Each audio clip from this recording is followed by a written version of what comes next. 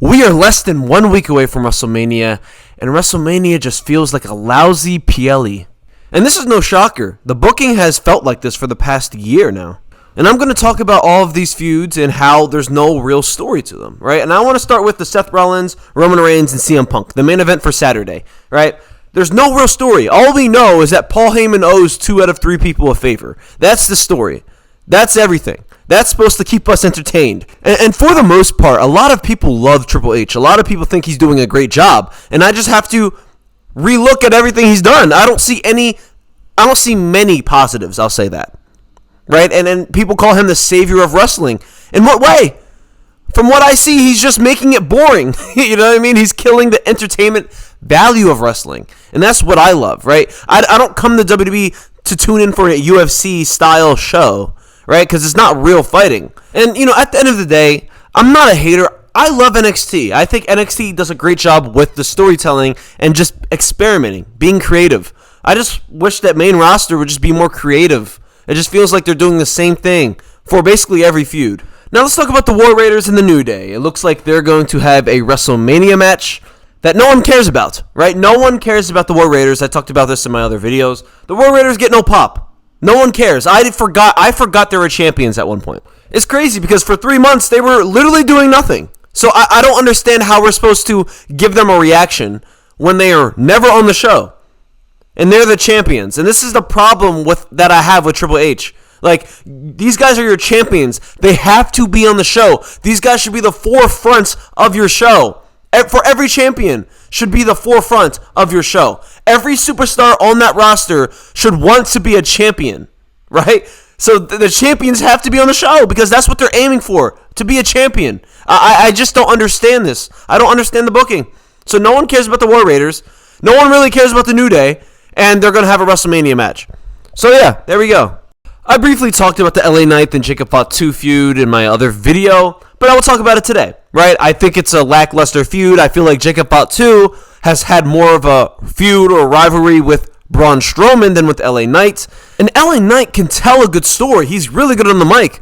So it's just annoying to me that they're not doing anything with LA Knight storytelling-wise. Like, he could have honestly had a rivalry with any person on the roster, or Carmelo Hayes, Chad Gable, anyone. It doesn't matter who it is, even Jacob Fatu. But please write a story.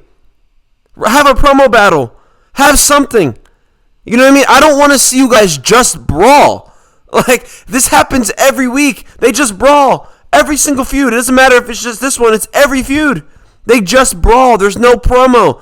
We also have Rey Mysterio versus El Grande Americano. You guys know how I feel about that. I just would rather them push Chad Gable into the mid-card or push him up. Like, I don't need him to be a fake luchador. Like, I'm sorry. At first, it was cool. It was, I guess, entertaining. But, like, at this point, like, it's just, like, it's dumb. Now, for the Jade Cargill versus Naomi, I talked about this before. I was interested. Naomi's doing really good when it comes to promo-wise and vignettes. But, like, Jade Cargill lost her momentum for me, right? She lost to Liv Morgan, got pinned by Liv Morgan. And I also believe they just really dragged the story along, right? Like, Jade Cargill was gone from the show for like 3 months because she was attacked. She was just gone for way too long, you know? Like, the intensity for that feud died down a little bit. You know, she came back. Obviously, there's going to be a pop, but just not the same. And I think they really blew it on the timing, because they really should have just not dragged this out, but waited, let's say, like 2 months ago for when Jade Cargill got attacked. And then she comes back, let's say, this week or the week before of now. That would have been more of a pop, right? That would have been more of a big deal because she's coming back like literally a week away from WrestleMania. I would have liked that more than what we're having now, where there's literally not much. We're just seeing vignettes from Naomi.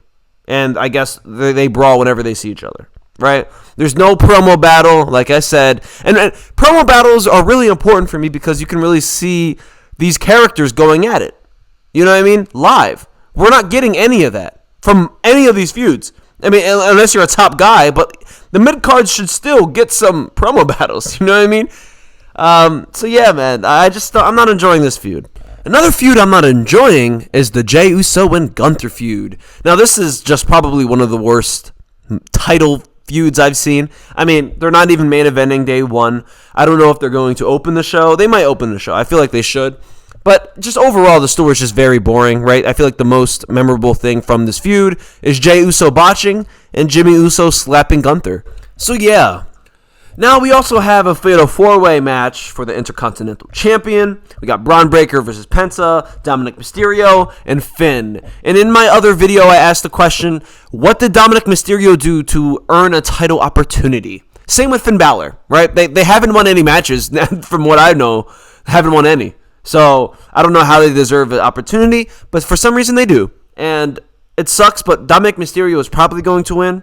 I think Dominic Mysterio or Finn Balor, either of those two are probably going to get the championship. Now we're on to Damian Priest and Drew McIntyre. I did talk about this in my latest video. So, I'm not a huge fan on this feud. At first I enjoyed, where it was going, but there hasn't been any follow-up, right? Especially with promos. Like, I wanted to see a promo battle between these two because I do enjoy these two when I see them on the screen. Whenever they're on the screen. It doesn't matter if it's a promo, a vignette, in the ring. I like these two. These two are stars in my eyes. So, I'm happy they're doing a street fight. That's going to be entertaining. I feel like most Damian Priest street fight matches are great. So, yeah, it's going to be a good match. I just wish there was more effort. That's it. It's all about effort, and I just don't feel like they really tried to make this story as good as it could be. The writers, of course.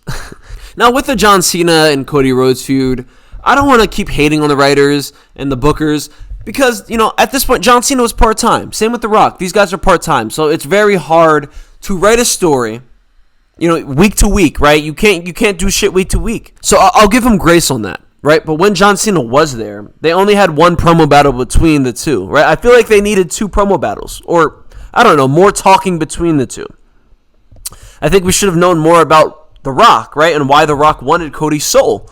I feel like The Rock should have at least had one vignette or one promo on Instagram, online, or something, right, talking about why he did what he did, or why he wanted Cody's soul. There should have been more explanation between the story. And that's just my problem with it, the story. And I feel like if we were told the story, we would care more. I just feel like we're not being told what the story is. People are trying to tell us, the story is John Cena doesn't like the fans. No, that's not a story. You know what I mean?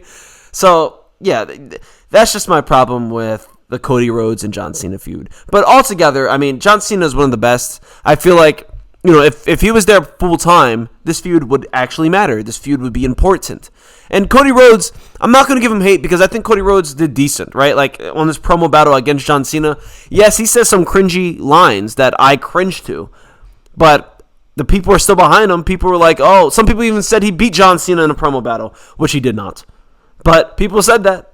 Now, on to the women's triple threat match for the women's championship. We have Io Sky, Rhea Ripley, and Bianca Belair. Now, at first, I wasn't really enjoying this because, for some reason, Bianca Belair was the heel, and I felt like I missed something. I was just so confused. I'm like, why is she the heel? She's getting booed for no reason.